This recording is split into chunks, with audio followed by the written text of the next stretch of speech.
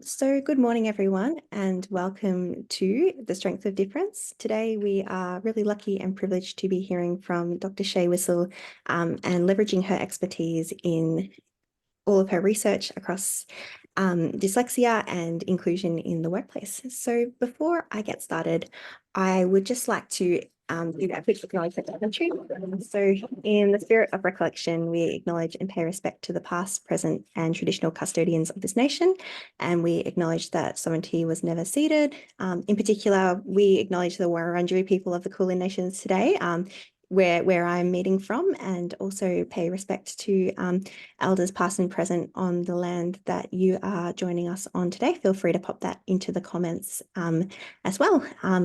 And just by a matter of quick housekeeping, so we will be doing this webinar in a very casual, informal format. We'll be welcoming some questions at the end of the webinar. Initially, we just have some questions to get through to, I guess, give you some general information. And so feel free to note your comments down in the comment section or the Q&A section, and we will come to you right at the end. As well, I would just like to give a quick introduction to Shae, who we'll be hearing from today, who's been really generous in providing us with some of her time to help address some of the stigma often associated with dyslexia, as well as help us work towards a more inclusive workplace environment for young people seeking pathways into.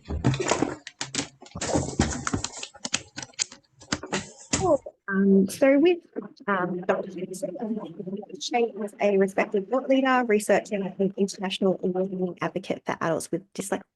She has a background in speech pathology, a Master of Public Health and Health Administration, and a Doctor of Public Health. So she's also an entrepreneur. She has extensive experience in health, not-for-profit, and social enterprise. She is the director currently of Think Dyslexic and the founder of Dear Dyslexic Foundation, which is the partnering charity. She leverages a diverse skill set and lived experience of neurodivergent to offer coaching and advisory services to individuals, entrepreneurs, and organizations. Her research centers on the lived experiences of adults with dyslexia in Australia, and her work explores social inequalities, education, employment, interpersonal relationships, social and emotional well-being. So welcome, Shae, and thank you so much for coming along today. Thank you, Emma, for having me, and thank you everyone for coming along. I'm not in my usual space, so just forgive if my dad's walking past in his overalls doing some work, and hopefully we don't get any background noise. I'm on the lands of the Gurnai country out in Gippsland at the moment, but I'm normally based in Melbourne. And I just really appreciate the opportunity to come along and talk with you today, Emma, and to everybody here online. Thank you so much again, Shae. And I've also got Nikki here supporting with monitoring the chat as well. So please do post your comments and questions in the chat section of the meeting. And Nikki will be monitoring this and will alert me to questions that come through as we go. So thanks again, Nikki, as well for supporting us with the facilitation of the webinar. So first of all, to kick us off, Shae, you're going to dive straight into one of the big $1 million questions. How can we support young people with dyslexia as they enter the labour market? We probably really need a couple of days workshop to give a full overview of how we can support young people. And I guess for me, my journey started when I was 27. So I was diagnosed with dyslexia and dysgraphia at 27. And what I found for myself was that the workplace really lacked an understanding of dyslexia and learning difficulties, disabilities, whichever term you'd like to use. And it led me on a path to do this type of work that we're doing now through Rethink Dyslexia. And what I found was that as a speech pathologist as well, I was working with a lot of particularly young boys in secondary school, and was watching how they could start to become disengaged from education. And that's one of the things that we really don't want to see from young people, is that they disengage from education and then they struggle to get employment. And so what we're really hoping to do is be able to upskill workplaces so they can see how to support young people as they transition into the workplace, but also give young people the skills they need as well around self-advocacy and the types of tools that they can use in the workplace, so that when they go in, they're fully armed with what they need, and then the workplace is then able to support them as well. because as we transition out of school and into the workplace, we don't have our mum and dads as much anymore, or that support network we had at school.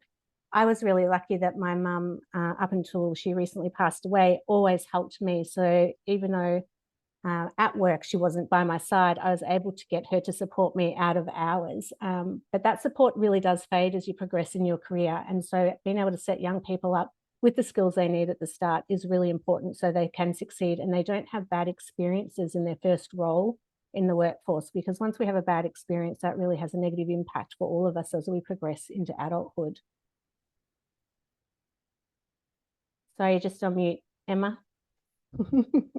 Sorry, I'm nervous. Thank you so much for that, Shay. And Shay, are you able to take us through some of the key strategies that young people can use to help them navigate their first job? Sorry, that's probably me buzzing there. I think, for some young people, they've been lucky enough to get an assessment at school, whether it's in primary school or secondary school. And then for some other young people, they may leave school and not have had the opportunity to have an assessment. I think some research out of the UK at the moment says about 80% of young people are leaving school in the UK without a formal assessment. So when young people are entering the workforce, we've got a really mixed bag of people that are going in, and their understanding of why they may struggle in the workplace. So, I mean, in ideal world, we would like every student to have the opportunity to be assessed. And we know that having access to an assessment and early intervention is really key in supporting us as we progress into adulthood. For those young people that don't get access to an assessment, it's setting the workplace up to have the skill set to identify when someone might be struggling and then putting strategies in place to support them.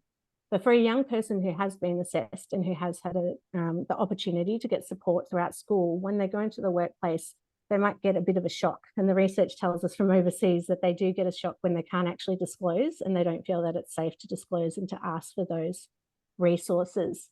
So I think as we transition out of school into the workplace, some of those adjustments that we've had in school can be really helpful. And I think being upskilled in technology is a lifesaver. And I mean, for me, ChatGTP now has changed my life, and also my auntie, who's normally my chief editor, and it helps me to restructure my work. So enabling young people to have some training around the tools that can support them in the workplace is really important. And when they're ready to disclose, giving them the resources they might need to educate their employer, going in with the assumption generally that they won't have a very good understanding of dyslexia. And so when people come to us and they ask how to disclose, we will normally give them a suite of resources that they can give their employer, whether it's our podcasts or fact sheets. And so when they go in, they know how to support the employer and what strategies the employer might need, as well as what they might need for themselves.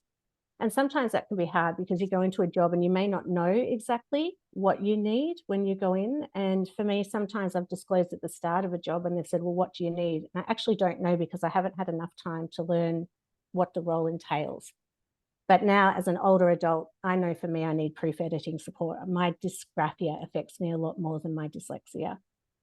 So I think if you're in school, you're already learning what those needs are because you've had the assessment and you know where your strengths are, but you also know where your difficulties are. So when you're going into that job, you already know some of the tools that are helpful for you. For someone who hasn't had the opportunity to be diagnosed and they get into the workplace and they're starting to have difficulties, I think then it's around coming to a service like ourselves where we can support them in advocating in the workplace or offering dyslexic screening support so that they can see what their difficulties are and they're getting them the help that they need.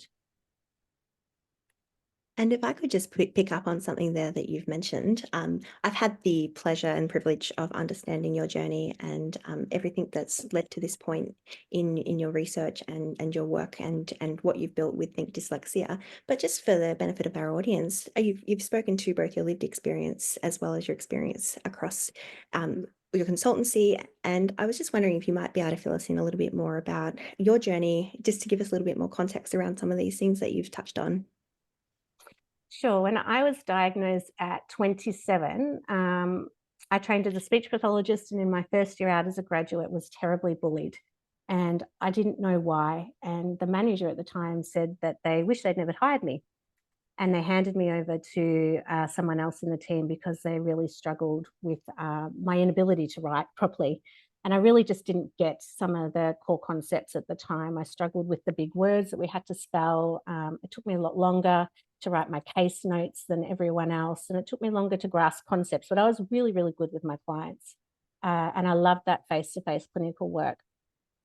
And when I left my graduate year, I went back to study because I wasn't sure what to do. And I knew that I was struggling in speech pathology. And that's when I had a tutor at the time, and she sat me down and she said, I think you might be dyslexic. And those 4 words really changed the trajectory of my life. I had the opportunity to be assessed at La Trobe. And then I had my first and hopefully ever mental breakdown. And I became suicidal, and I was in and out of hospital for a little while. And it took me a couple of years to recover. And part of it was because I felt like I'd lost my identity. I wasn't sure what these labels, not just one, but 2 labels meant for me and for my working career after studying for so long. And I was also going through a unpleasant divorce at the time. So there were lots of things happening for me. It wasn't just that diagnosis. But it was through that journey and then disclosing my dyslexia each time and having these barriers in the workplace where the employer didn't understand what it was and didn't know how to support me, that I really wanted to not have other people struggle like I had struggled in the workplace. And that led me to doing my doctorate because I was hoping I was a unique individual and that I was just bad luck that I'd chosen really bad jobs throughout my working career. But sadly, it's not. I'm not unique in any way, shape, or form. We're 46% more likely to attempt suicide than the general population. Those with dyslexia are at higher risk of depression and anxiety, twice as likely to have it. And we know that young people are in a vulnerable cohort. Going through secondary school is challenging.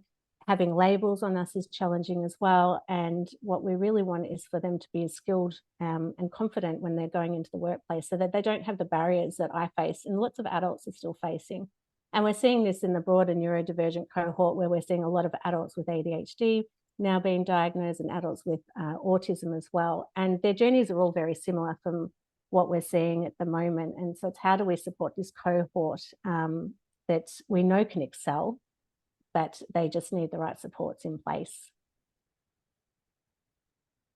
Thank you so much. You've shared a lot of really, really insightful information there about your own journey. And I know that there's been a few questions that have come through regarding some of your research. Some people were familiar with it in our audience today and had referenced it ahead of this session. So I understand that there's a lot of interest in the work that you've been doing. Is that something that you might be able to talk to a little bit around, you know, sort of what your research has covered and what's been some of the key findings?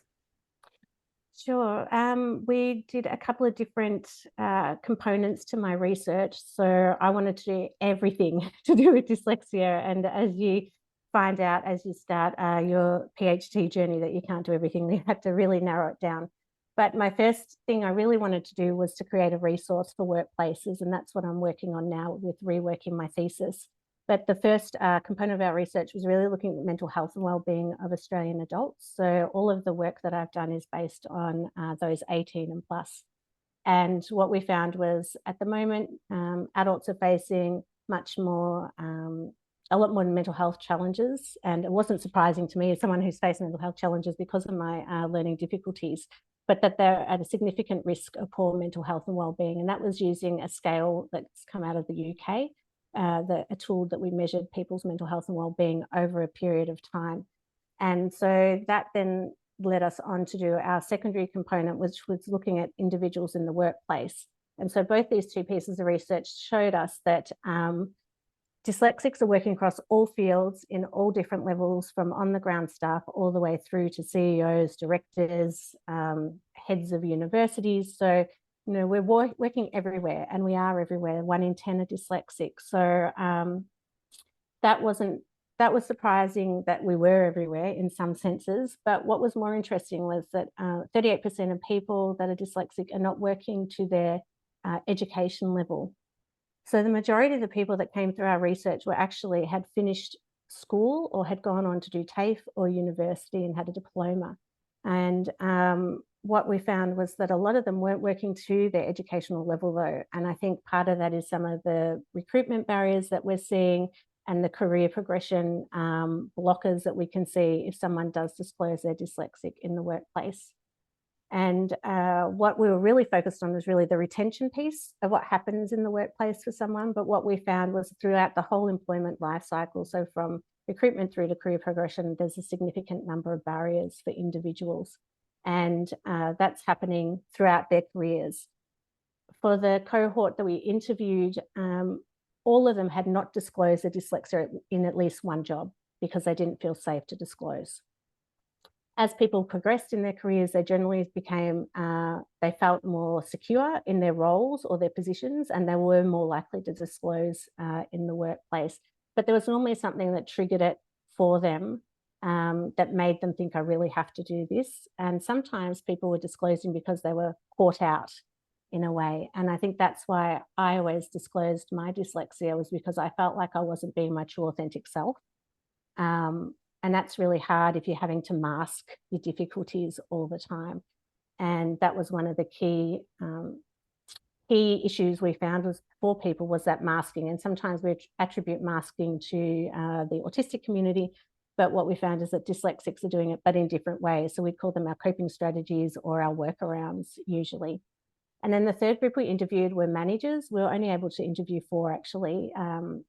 And what we found was that they were seeing, because they were all had lived experience of dyslexia through their children or a family member, they weren't dyslexic themselves, they felt that they had a lot more empathy, and they could see when someone didn't have the knowledge and skills around dyslexia, how that empathy could go, and then discrimination could start to come in. And so when we put all that together, we found that those with dyslexia have got significant barriers in the workplace at the moment. I mean, I started my business 7 years ago through our Dear Dyslexic Foundation, and we spent 7 years advocating because dyslexia was not on the radar. And it's only now that we're starting to see this shift. And I think it's because neurodiversity and neurodivergence is starting to really shape up, and we're getting a lot more traction in that space. And now we just need the dyslexics to have a voice in that space as well. Louise has got her hand up. Did we want to? Yes, I think that would be great. I've got 2 questions coming from the audience, one from both Fiona and one from Louise. Yes, I apologise for my ignorance. Sorry, thank you. I apologise for my ignorance in this question, Shay, because when I'm listening to you, you're so intelligent and articulate, but I don't understand about dyslexia and dysgraphia in detail to understand how is it something that happens when you go to write that you can't write what you've just said? Is it that simple? For me, yes. And it's funny, I was talking to my nephews because they're watching a lot of YouTube. I said, why don't you watch my YouTube channel instead? And all this stuff you're watching on YouTube. And so, yes, so dyslexia is in its purest form. It's when we have difficulty putting words together to read them and then put them into a sentence. And so for some people, so that means that it slows our reading down. It impacts what we can comprehend when we're reading, and our fluency is impacted as well. And so that has a flow-on effect to our spelling and grammar. And for some people, the letters may move on the page, not for everyone. It's a spectrum like autism is as well. So depending on your education level, your access to early assessments and intervention all plays a role in the impact that your dyslexia might have on you. Dysgraphia is a writing difficulty. So it's where we've got expressive writing challenges. So for me, I cannot, it would take me probably half an hour to construct an email. Right. And there'll be mistakes in it, even though I will have proofread it. And so my writing is significantly impacted, and text messaging is a really good example. My family gets so frustrated and they say, you should have been able to read my language by now. Come on, it's been a long time. But I miss that. So my tenses get confused. Okay. E's and D's and S's might be missing.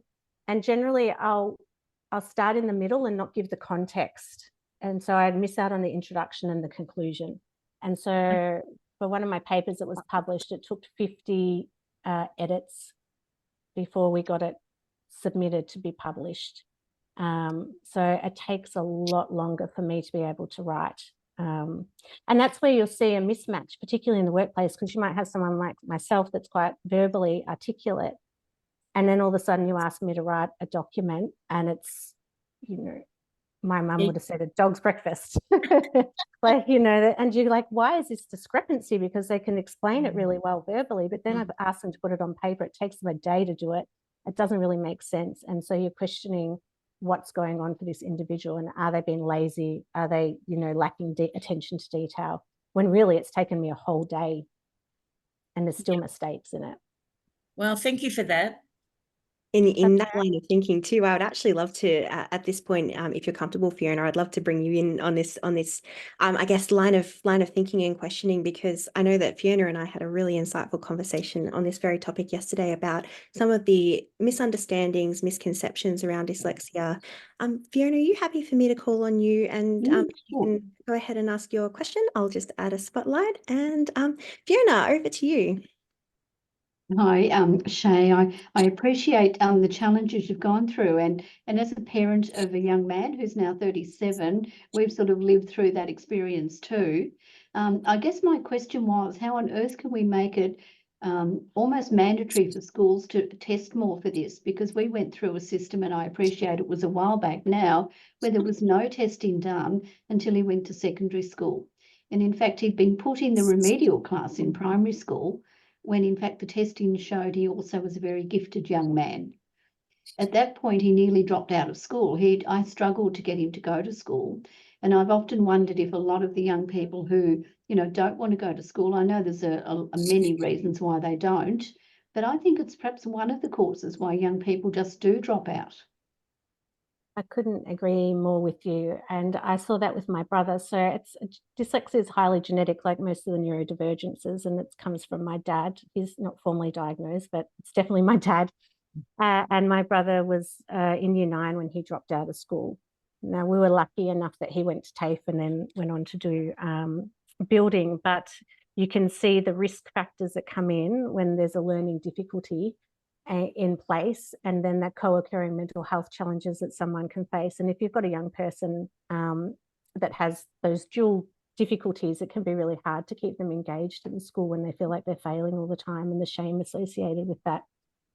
I don't work in the primary school space for particular reasons. There's a lot of people doing that work. Someone mentioned Pamela Snow in an email, and they're doing amazing work at La Trobe.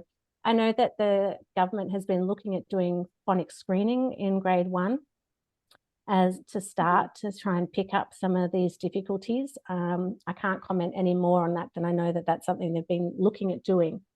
Whether that's too soon, because dyslexia generally starts to show up in grade 2. But I think there's a lot that can be done, and we know that if we're not assessed early and you get into secondary school, the chances of getting any type of support is so much harder now, because you need to be on a plan, educational plan, as you transition into secondary school. And the work that I do in secondary schools, generally they don't know anything about dyslexia. Or I might have one teacher out of 25, 30 that's heard of it and understands how they might support someone. So I think that things are changing a lot. I mean, I'm 44, so I'm similar age to you, a bit older than your son, but, similar situation going into reading classes and different type of teaching back in the 80s and 90s. But definitely, I think there should be a lot more happening in primary schools. And I think we're starting to see that shift occur. But there's still a long way to go, because what we're seeing is so many young people and adults being diagnosed, and they've gone through a lot of trauma because of that. I guess one of the hurdles back then was also the cost of it. I mean, we found the money to pay for all of that, but there'd be a lot of families that would not be on the radar, and that's at the moment. That's exactly the issue that we're seeing. And I was lucky to be assessed through La Trobe, which was $600 at the time. Our dyslexic screening program is $600 for someone to go through, and that gives a report that then gives the likelihood of dyslexia. We've tried to keep it at a really low cost, and a clinical psych does that with us. But that's one of the biggest barriers, and it's one of the ones that I found in my research, was that heavy reliance on parents as a child to get you assessed, to be able to access early intervention, because it's not just a couple of speech pathology sessions you're having or a couple of tutoring sessions. It's ongoing support you need throughout your education. And as you progress into secondary school, it's different type of support. The literacy support lessons as you start to need those life skills around technology, how to manage your finances, all of those things that we can struggle with day to day. And so it's vital that young children are getting that intervention, and we know we're not seeing enough of that at the moment. And following on from this question, I think there's a really interesting like follow-up question around this webinar is called The Strength of Difference. And this is a conversation I've had with both of you around how some of the misconceptions around dyslexia can be around a student's capability, capacity, or intelligence. And there can be a misunderstanding that dyslexia is somewhat impacts a student's ability. Are we able to talk to that a little bit around, you know, sort of how can students navigate not just overcoming barriers, but also through emphasizing some of their strengths and what they're really good at. I hope it's okay for me to share, Fiona, but you told me how your son has the most delightful mathematics skill set, and he is well beyond beyond the expectations of his age. And I just really wanted to pick up on that point of, you know, what about what young people with dyslexia also have to offer the world of work? Did you want to say anything first, Fiona? Oh, look, I'll start. I mean, going back to when he was in school, and I said he was in remedial classes, he was in the remedial maths class. And in grade 5, they do particular testing. So the boy comes home with the results from that testing. And sure enough, with the communication, well, not verbal, he's very good verbally, he was in the bottom 10% of the state. But for his math skills, he was in the top 10% of the state. So back I go to the school and said, what's this? To be told, oh, Fiona, they make mistakes sometimes in those tests, you know, which is just outrageous. But anyway, turns out for the entire year, he had been playing footy instead of maths on the football oval with some other boys. And there was nothing written in his book at all. They'd spent a whole year entertaining him outside rather than attempting to do any maths. So, you know, and he is very gifted in maths, as it turned out in the testing. So, you know, that's some of the hurdles I can't believe for young people, that they don't know any different. And it's just wrong. It is wrong. And I'm very envious because my mathematics skills are terrible. I would have thought that I had dyscalculia, to be honest, but the assessment showed that I didn't. But that is when someone struggles with their day-to-day math skills like they would with their reading and writing skills. But just going back, so Emma, I just wanted to quickly talk about, so dyslexia sits under the umbrella of a specific learning disability. And under that specific learning disability umbrella, you've got dyslexia, dysgraphia, dyscalculia, and dyspraxia, sorry, usually sit under that umbrella. So in the school system, you'd hear the term specific learning difficulty or disability more likely than dyslexia sometimes as well, but they are interchangeable, just for those who don't know a lot about the different labels that are placed upon us. But one of the important aspects of having an assessment is that when we have a disability, that we get access to accommodations both at school and in the workplace, which I think we're going to touch on in a minute. But when we're looking at strengths, I think that that's how we keep students and young people engaged, is by focusing on strengths that they have in schools. And every young person has a strength, regardless of whether you're neurodivergent or not. And every person has strengths and areas that we need to upskill in, or that we struggle in, that others may not struggle in. And I think looking at my family structure, my nephew is dyslexic, and his parents have always focused on what is he really good at. And for him, that's sport. So he loves basketball. He's obsessed with basketball. He loves fishing. So they've always ensured that they're building his confidence around those things that he's really, really good at, and then putting the measures they can in place to support him around his literacy skills, and having a balance between, yes, you know, those things that you're really good at, and yes, there are some things that you struggle with, and that's where you can get the support. And I think if we're able to do that from primary school, because we know the impact on self-esteem can be significant as we progress through into adulthood, and we can carry a lot of trauma through, whether we're diagnosed or undiagnosed. But times have changed, and we know that, you know, working from a resilience and strength-based approach in schools is significantly important, and they're doing that now. And then that's how we start to build that confidence as young people progress through school and then out into the workplace.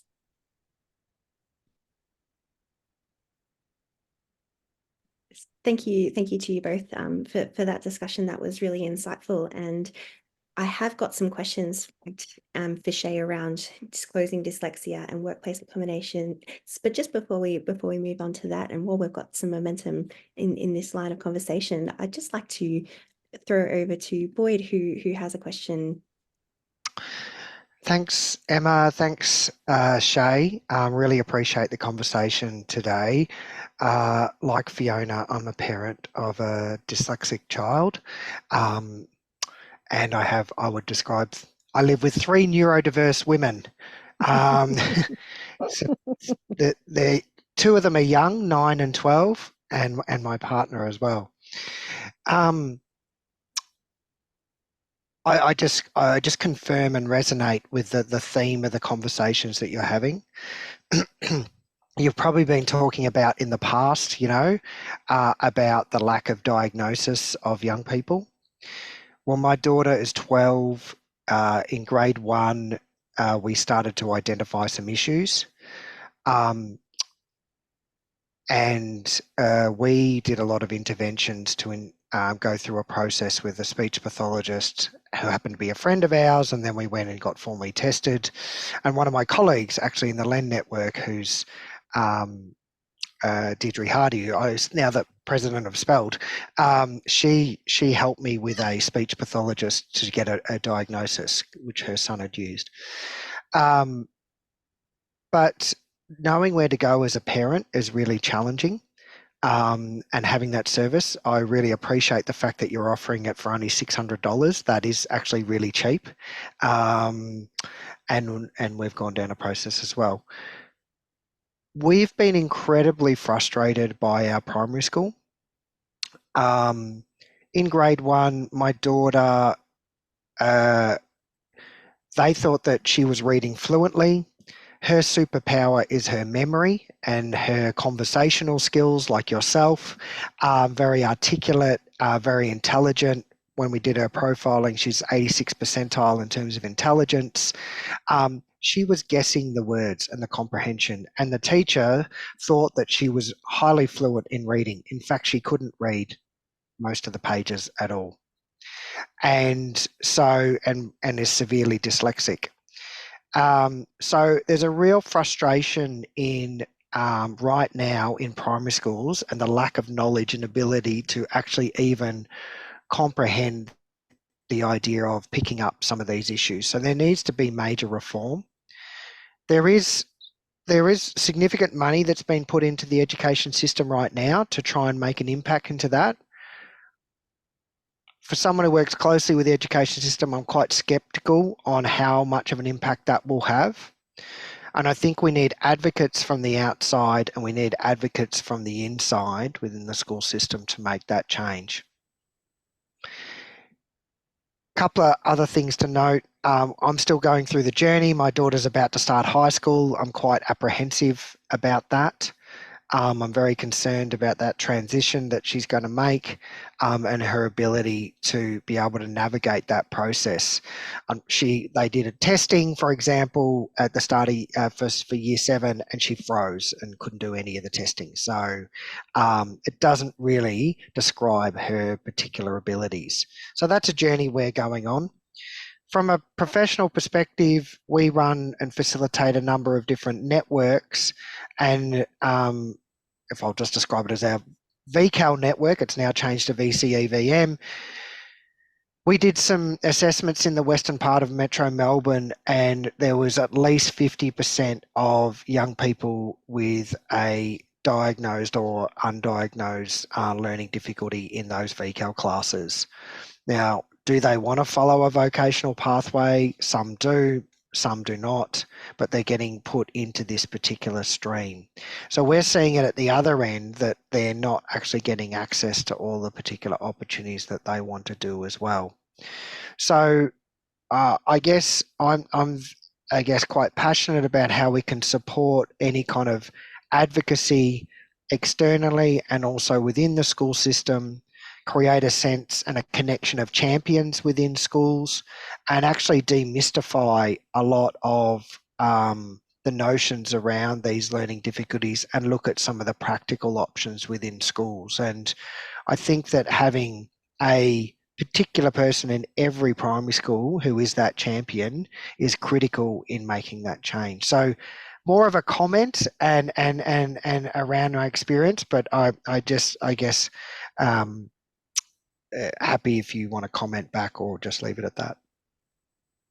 Thank you so much for sharing this too, Boyd, because we actually did have a question lined up closely related to some of these comments and observations. Very insightful, and it really frames up this next question that I have for you, Shay. And what types of accommodations are available for young people entering the workforce? I know, Boyd, you mentioned, sort of towards those later years in high school.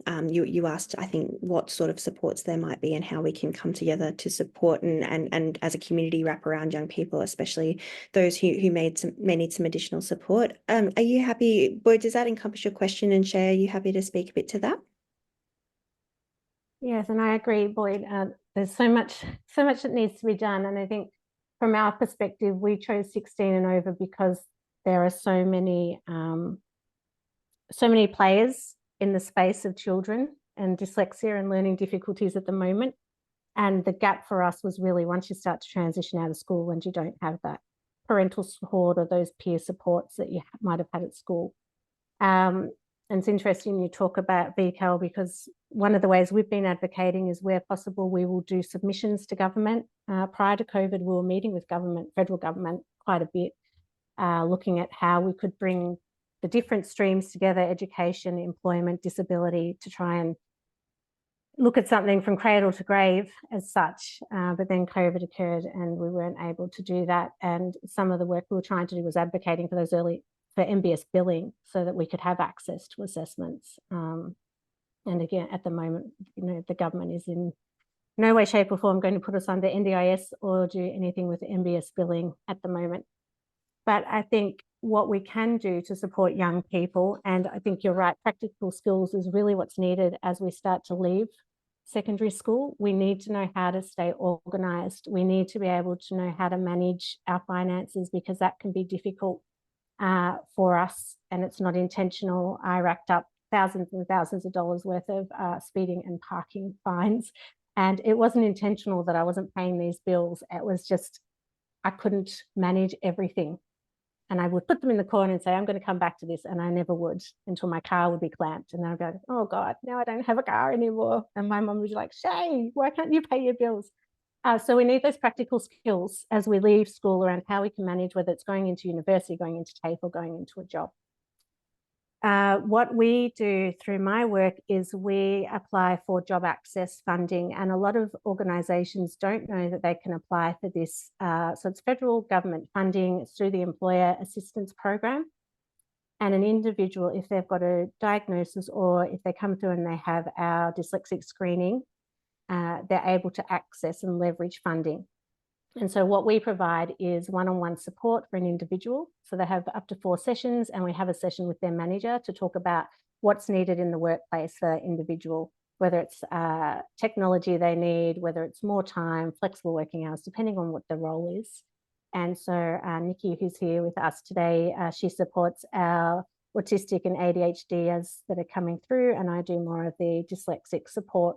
And then the workplace is able to access workplace training as well, which is so important. There's no point us upskilling a dyslexic or a neurodivergent young person and then their employer's not on board, because we're just setting them up to fail. And we see this in recruitment practices where an organisation will put out that they're disability friendly, they want difference of thinking, they want all these things, and they put it out there in recruitment practice, and then they hire these individuals in, and there's nothing in the retention practice.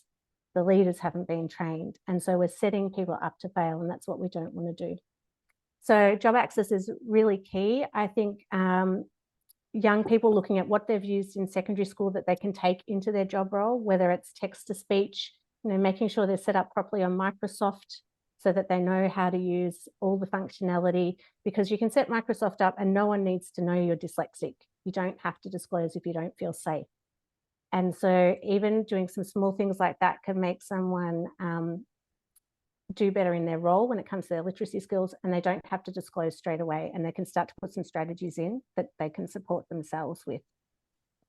If they do disclose though, and we're able to get them onto job access, then we're able to give them those supports that they need. But I think technology is the key for all of us, whether it's Grammarly, so supporting your spelling and grammar, that's kind of the next level up from Microsoft Word. There's Read and Write Gold. So a number of different tools that people can use now. And as I said earlier, ChatGPT is my best friend. And my husband walks in and always says, you've got that open again. but it saves so much time. And so there's a lot of tech that reduces our reliance on an individual to have to support us and builds our self-efficacy and our ability to manage in the workplace independently. And this is probably a perfectly good time, actually, Shay, you have provided me ahead of the session with a suite of resources. So would you like me to pull up some of these resources just now and perhaps speak to some of the amazing things that you have available as part of Think Dyslexia, and perhaps talk to some of those? Sure, that would be great. Awesome, I can't fantastic. remember which one you were going to pull up, so. So I've got two slides here from you. No pressure, but just bear with me 1 minute as I start presenting. Present. And now I'm just going to share my screen. Alrighty. And share, present. Are we all able to see this? Fantastic. So over to you, Shay. So if you're an employer here today, I'm not sure what mix of people we've got online, but if you download this one, this gives you a bit of a health check of where your workplace is at in relation to being neurodivergent friendly and some of the things you might want to look at implementing. So an example would be during recruitment practices, we know that psychometric testing can be included, and that can be a real challenge for neurodivergent job seekers, particularly because if we can't read the question is one challenge, it times out quickly, so we don't have enough time to read, comprehend, and then give an answer. For me, one of the biggest challenges during the recruitment practice is all the selection criteria you have to write. And as someone who's been in numerous jobs as someone who did a lot of program management and contract work, having to write selection criteria is such a time-consuming activity. And my mum must have read hundreds over the lifetime of me being employed and edited numerous selection criteria. And that's another way that we can get crossed off a job straight away, especially if you've got AI or something scanning. If you can't structure a sentence, you're not going to get a foot in the door.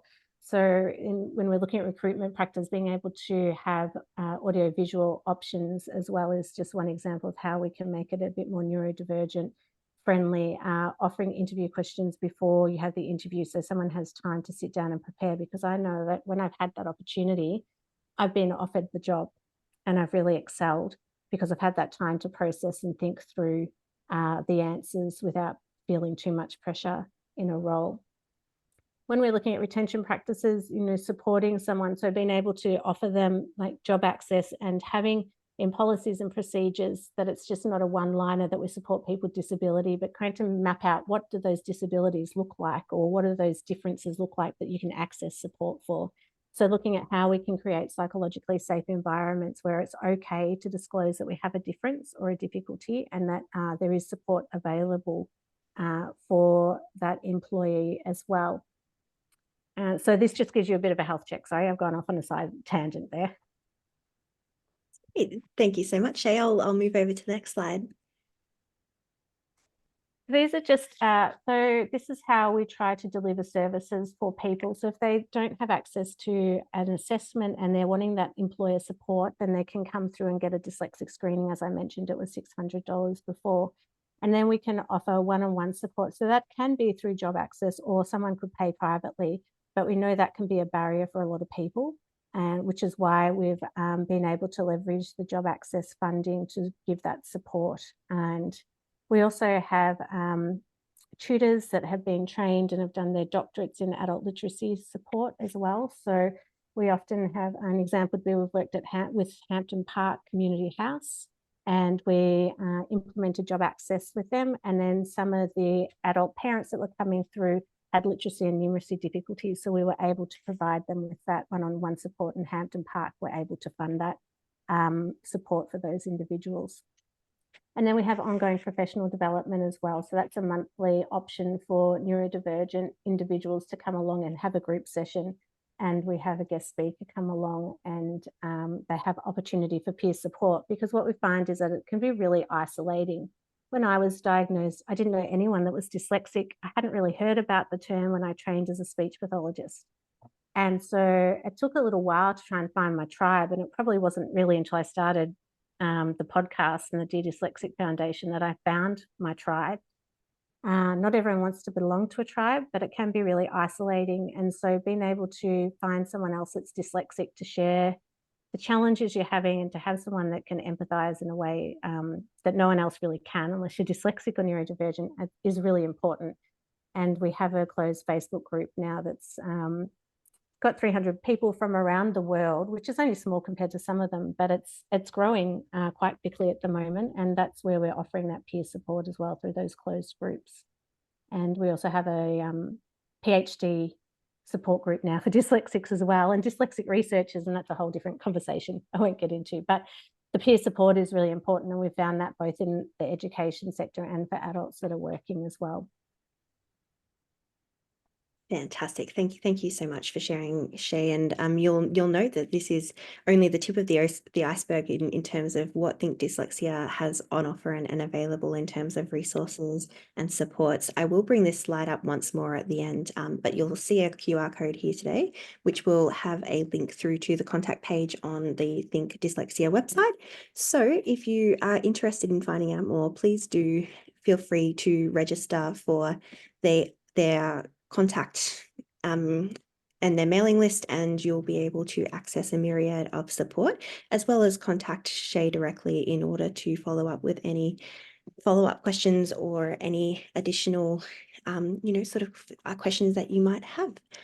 We now have about 10 minutes left, and I'm going to throw to the audience for some questions. I can see I've got a raised hand here from Alice. I'll come to you, Alice, in just a second.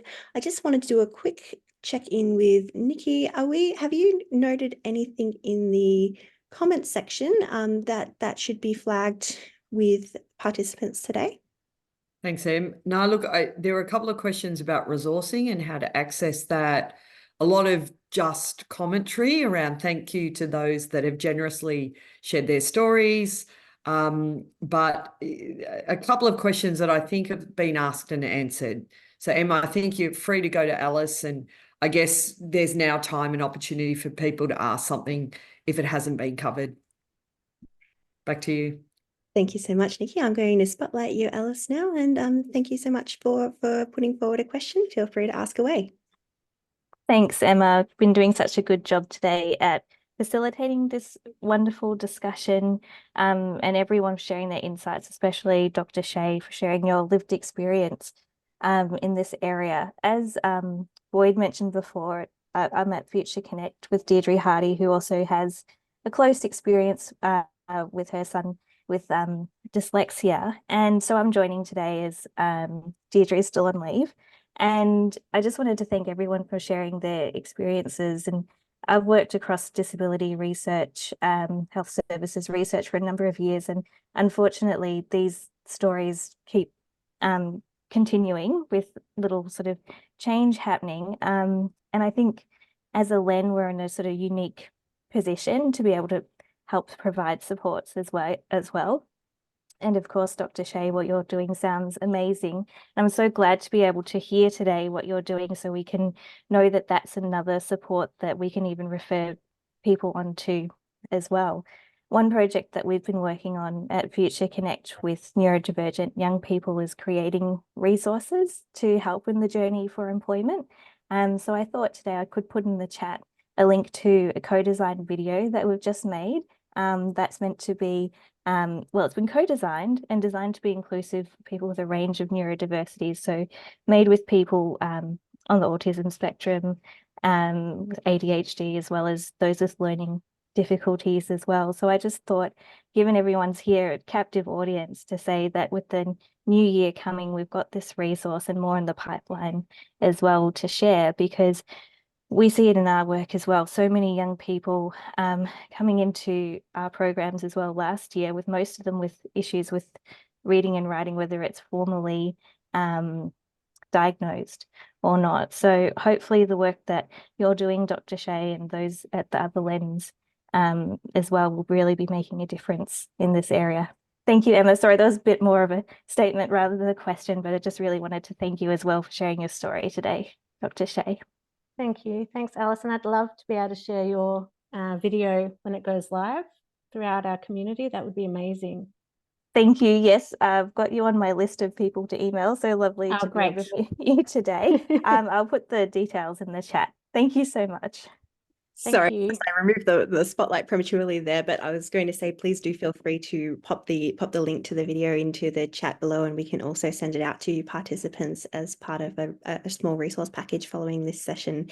But I must say, I was part of, I came along as an attendee to the launch of this video when it was created, and it was just such an incredible piece of work, and I was so blown away by the talent and the caliber of the young people involved. So a huge shout out to yourself, Deidre, and the team for the amazing piece of work that you've done there to really spotlight the talents and strengths of neurodiverse people, which is absolutely in line with the theme of today around the strength of difference and what many young people have to offer despite or in addition to dyslexia.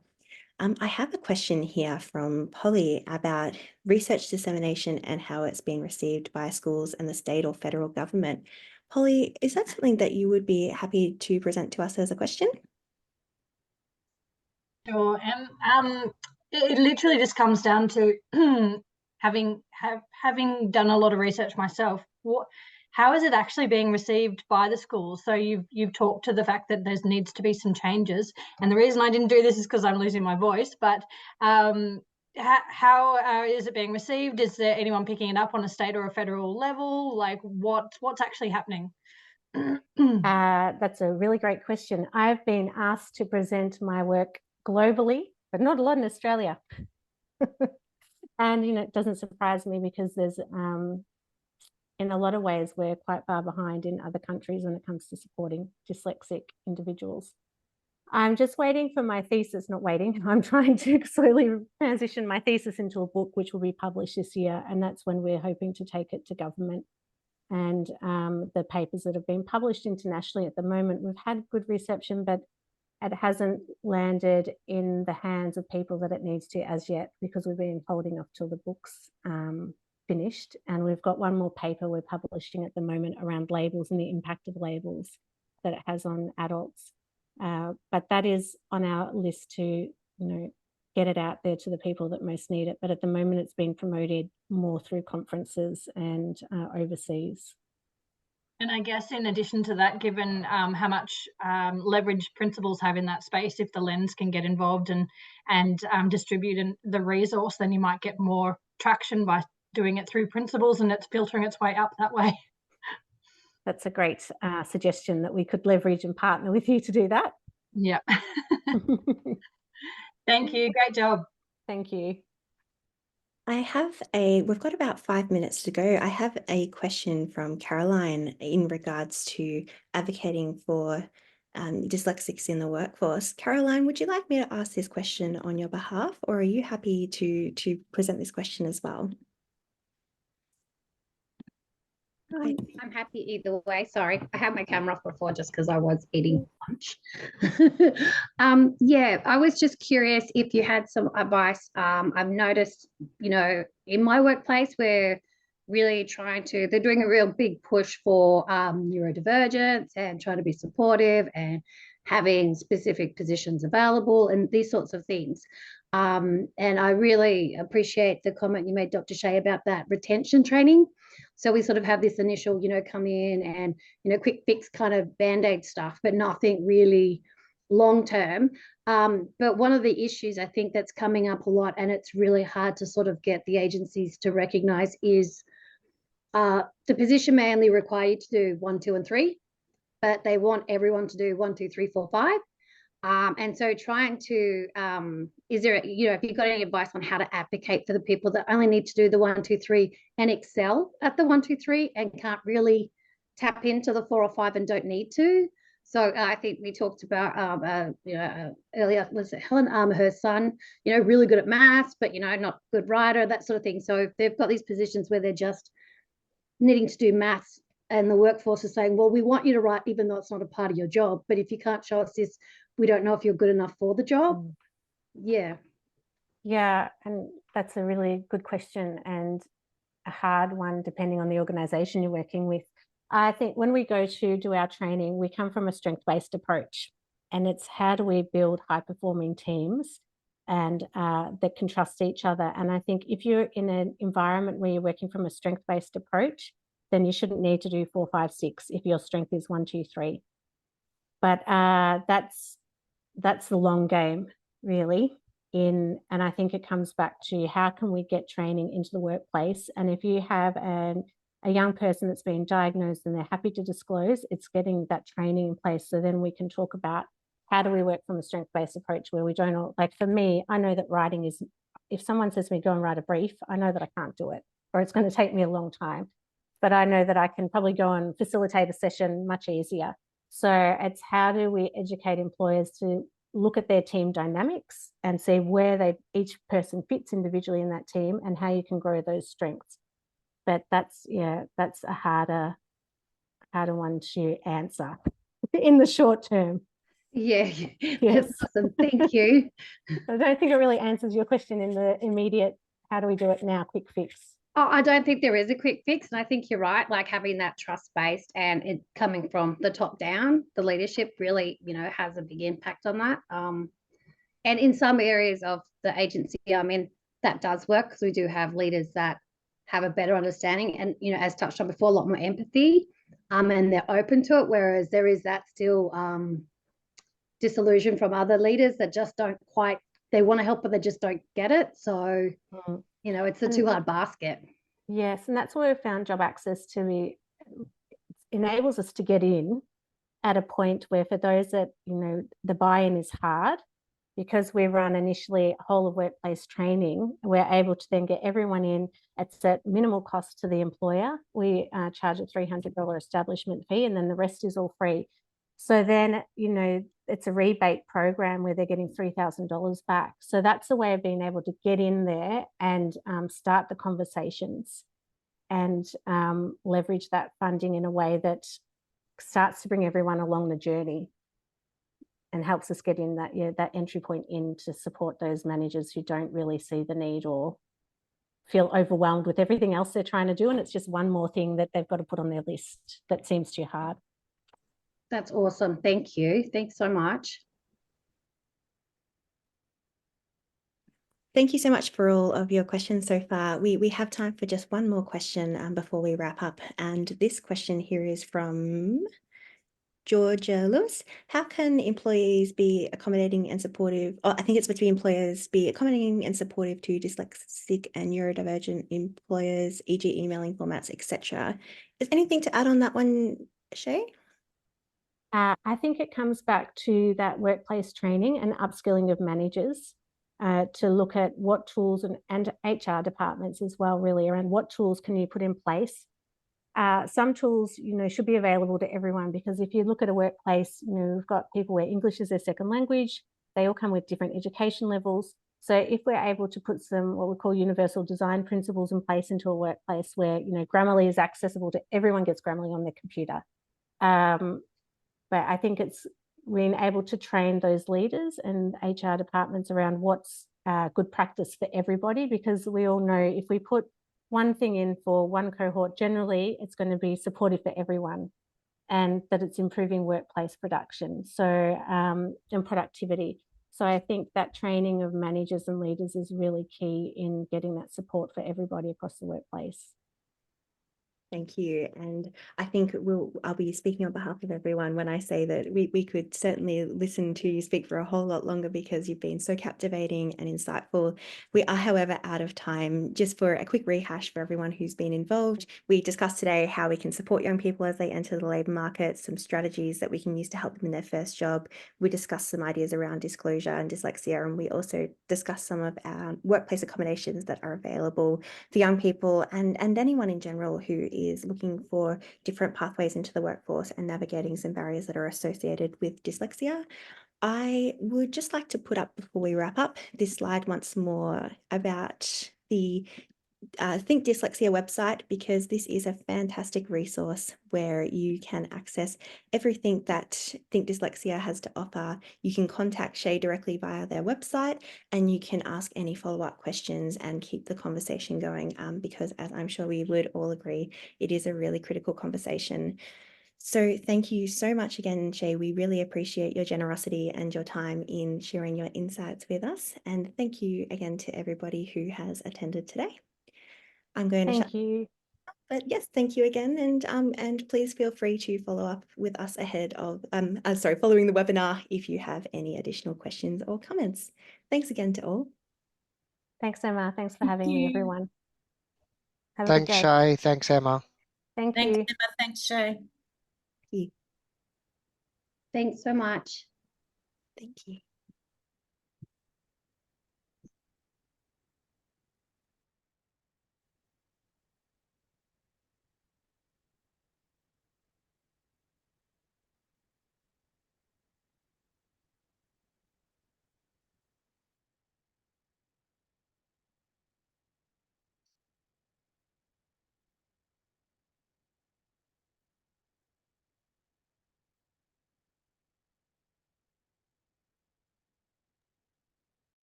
Hey, Shay, I think we've just got a couple of people remaining, but if you just wanted to stick around for a moment longer, it'd be great to do a quick debrief. Well, I should have thanked Bev too. I don't know if she was on the line, because it's all because of her that we got to do this. Oh my goodness, I absolutely should have too. You know what I'll do to make up for it is I will, Bev wasn't able to attend today, so do though is when I send out the recording, I'll do her a really big shout out as well. So that way we can make sure that we do. I've actually got my manager here with me, Nikki as well, who's popping out of the background, and Hi, Nikki Nikki. was also helping moderate the chat and the questions. So thank you so much. But a huge thank you again for all of your efforts today. I think it was really, really fantastic, and the engagement was just so like incredible. Were you happy with the way that things went? Yeah, I think it was great. And it was good to see so many people online, 40 people, and they all pretty much stayed to the end, which always makes me feel better about how it's gone if everyone's still pretty much there by the end of it. Actually, So, I'm bored, to be honest about that, because let me tell you, there's often a what's the word, like a 30% drop-off rate, or what do they call it, like a truancy rate, because yeah.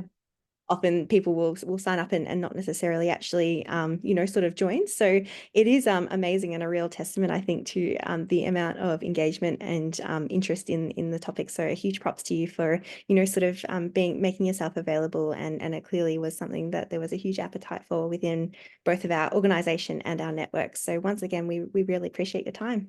No, thank you. You've been amazing to work with. I'll send you a list, a link to the podcast and to the research as well. So you've got all of those resources. So when do you think you'll send that email out? And I'll make sure I get it to you. What do you think is realistic? Do you think maybe it would end of day be possible for you? Yeah, that's fine. I'll send it across now while my daughter's out of the house still. I I have to mean, go and get her. we could also create like a little bit of a dynamic link too, where we can kind of edit and change things as we go. So if there's anything that you want to add even after we send it out, just let me know. I figured out this little hack with Canva where you can publish something as a web page, or we could even publish it on our website. So that way, if you wanted to be like, oh, hey, this is the thing that I wanted to add, but I forgot at the time, then that way we can make it a little bit iterative as well. So yeah. Okay, fantastic. Thank you. You've been amazing to work with. Thanks so much. Likewise. We'll be in touch We'll again. talk soon. All right. Thank you. Have a great afternoon. You Take too. care. Bye. Bye.